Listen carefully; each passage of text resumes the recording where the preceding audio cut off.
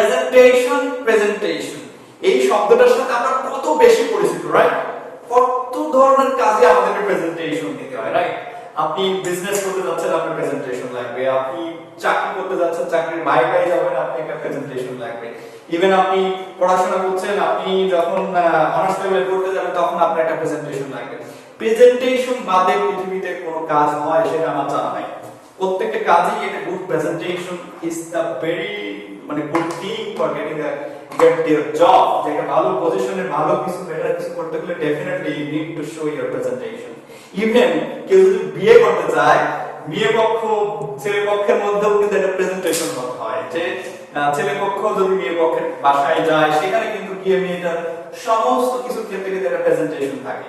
অর্থাৎ প্রেজেন্টেশন বাদে কিন্তু পৃথিবীতে কোনো কাজ হয় বলে আমার জানা নেই। কারণ প্রেজেন্টেশন, কেউ যদি ভালো প্রেজেন্টেশন না দিতে পারে, তখন কিন্তু তাকে বলা হয় যে তুমি ভালো প্রেজেন্টেবল না। প্রেজেন্টেবল হতে হলে definitely you need to know how to present yourself. হ্যাঁ, কত বেশি সুন্দর করে তুমি তোমাকে প্রেজেন্ট করছো সেটার উপর ডিপেন্ড করে তোমার presentation skill. So let's go talk about আজকে আমরা যেই প্রেজেন্টেশন নিয়ে কথা বলবো সেটা হচ্ছে সেলফ প্রেজেন্টেশন। সেলফ প্রেজেন্টেশন, নিজের পরিচয়, নিজের প্রেজেন্টেশনটা কি করে দেবে সেটা জানার ক্ষেত্রে প্রথমে তোমাকে মাথায় রাখতে হবে গুড স্টার্ট, রাইট?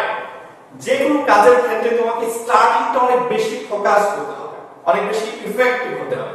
যে ফার্স্ট আমরা বাংলায় একটা কথা বলি না, প্রথমে দর্শনধারী, তারপরে গুণ বিচারী, অর্থাৎ গুণের বিচার হবে পরবর্তীতে। ফার্স্ট নিড টু ইমপ্রেস, ইংলিশে বলা হয় first Impress is the best Impress. অর্থাৎ প্রথমেই যদি আমরা কাউকে ইমপ্রেস করে ফেলতে পারি, তাহলে আমরা কিন্তু বেস্ট ইমপ্রেসের দিকে চলে যাব। আর এন্ট্রিটাই যদি তোমার অনেক বেশি মুড অফ থাকে বা অনেক বাজে ভাবে প্রেজেন্টেশন শুরু করো, সেটা পরবর্তীতে তুমি যত ভালো প্রেজেন্টেশনই দাও না কেন, কিন্তু তোমাকে প্রথমে এই যে ব্যাড সিচুয়েশনটাকে ওভারকাম করে একটা ভালো লেভেলে যাইতে তোমাকে অনেক বেশি বেগ পাইতে হবে।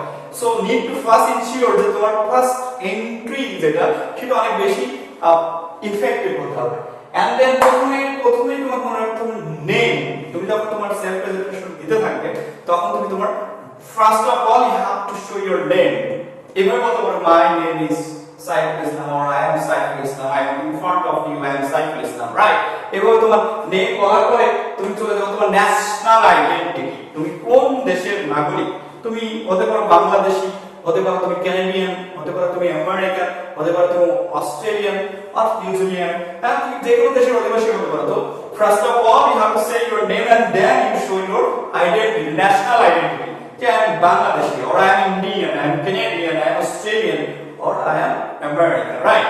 And then তুমি কোন ডিস্ট্রিক্টে থাকো, বাংলাদেশে তুমি কোন অঞ্চলে তুমি থাকো, তুমি কোন অঞ্চল থেকে এসেছো সেটা তোমাকে বুঝতে হবে, রাইট?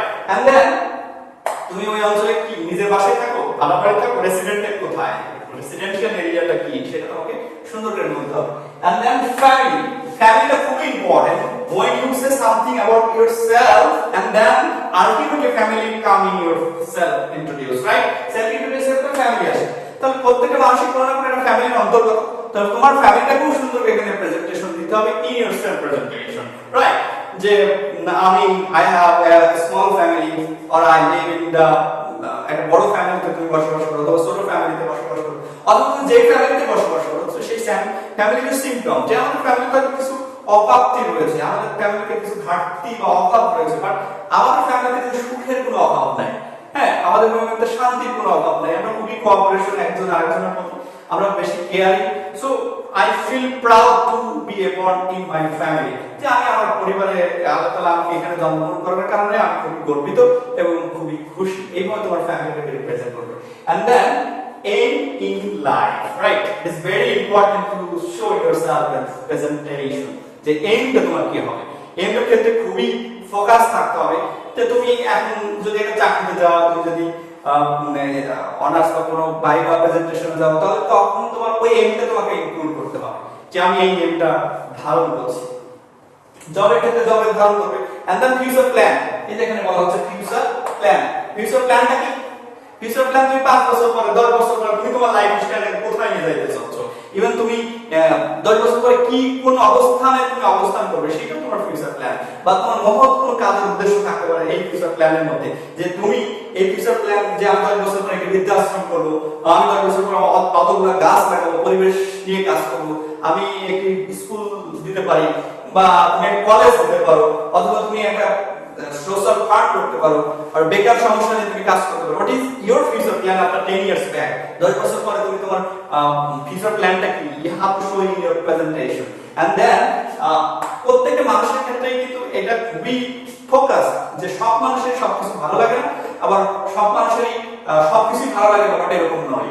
সো তোমার একটা পার্সোনাল লাইফ, এই লাইফে তুমি কিন্তু কিছু জিনিস আছে লাইক করো, আবার কিছু জিনিস আছে ডিসলাইক করো। তো হোয়াট ইজ ইউ, যে তুমি কোন কোন বিষয়গুলো লাইক করো? তুমি লাইক করতে পারো লাইক অনেস্ট, লাইক করতে পারো রেসপন্সিবিলিটি, লাইক করতে পারো তুমি পাংচুয়ালিটি, লাইক করতে পারো, হ্যাঁ তুমি হার্ড ওয়ার্কিং পছন্দ করতে পারো।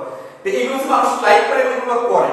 এটা সেম টাইম লাইক করে লায়ার, যারা বেশি অসৎ কথা বলে, প্রতারণা করে, চিট করে, এই ধরনের পার্সনগুলোকে তুমি লাইক নাও করতে পারো। তাহলে তুমি সেগুলো বলো যে হোয়াট ইজ ইউ, যে which I like or which I dislike. And liking and disliking কিন্তু self presentation এর খুবই important একটা terms. So you have to include your self presentation, that one definitely.